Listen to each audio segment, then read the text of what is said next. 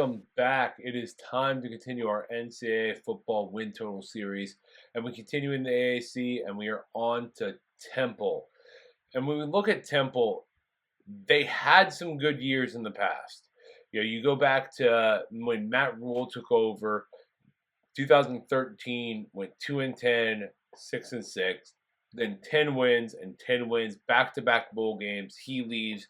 Jeff Collins comes in, 7 wins, 8 wins, back-to-back bowl games. He leaves.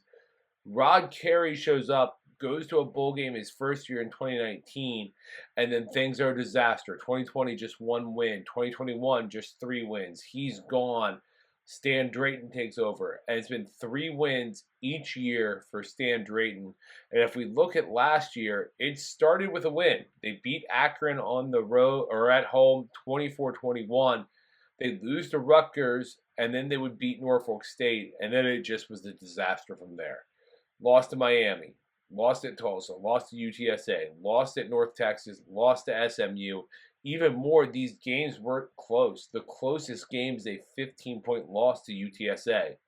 They do beat Navy 32-18, but then lose to South Florida 27-23, lose by 10 to UAB on the road, and then lose to Memphis 45-21 to end the year. It is a 3-9 campaign for Temple last year. We look at this year, though, and they've got a lot to work on. So, first of all, they need a new quarterback. Warner's gone, son of Kurt Warner. He's out. They have a new quarterback coming in. Rutgers transfer Evan Simons coming in. The backup Forrest Black will be another major player. They have not decided a starting quarterback, but the big thing is whoever takes over, they have to limit turnovers. They do bring back Devin Wright, who was second on the team with 39 catches. Zach Barnes is a pretty good outside threat, but overall, it's a bunch of experienced wide receivers who have stuck around college football. The backs, Maryland transfer Antoine Littleton will be the main back here. Jaquez Smith was second on the team in rushing with 325 yards. He'll be more involved. They need to focus on the running game. There'll be an overhaul in the offensive line. They have Luke Watson and South Carolina transfer Grayson Maines at center. They'll have to figure out the other 3 spots, though. Really, the offensive line was a struggle last year and something that needs to improve.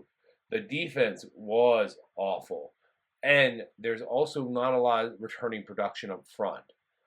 Tra Thomas is on the outside. He's back. They bring in a Florida Atlantic transfer. They bring in a Rutgers transfer to fill out the defensive line. East Carolina transfer Tyquan King has the range and mobility to play well from the outside. Dywan Black is going to be a edge rusher. He's a returning player, but didn't do much last year. The secondary, the defensive backs, had just 2 interceptions last year. Both came from Tywin Francis. He's back. They again have a ton of transfers. UTEP transfer Torrey Richardson's there. He didn't play a lot, though. They also bring in West Carolina transfer Andreas Keaton. He's playing at safety. He did play some. Really, this defense is loaded with transfer guys from lower-level schools trying to make a step up here at Temple, or guys that were at similar level schools and just didn't see playing time. When we look at the schedule, opens up August 31st. They're at Oklahoma. That will be a loss. Then September 7th, they're at Navy. It's a potential for a win. I lean loss, though. Coastal Carolina is September 14th. That's probably a loss. September 21st is interesting. It's Utah State. They are not as good as Utah State.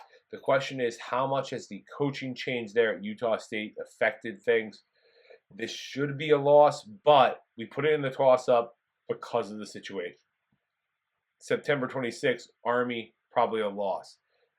October 5th, UConn, probably a loss. And then they have the bye.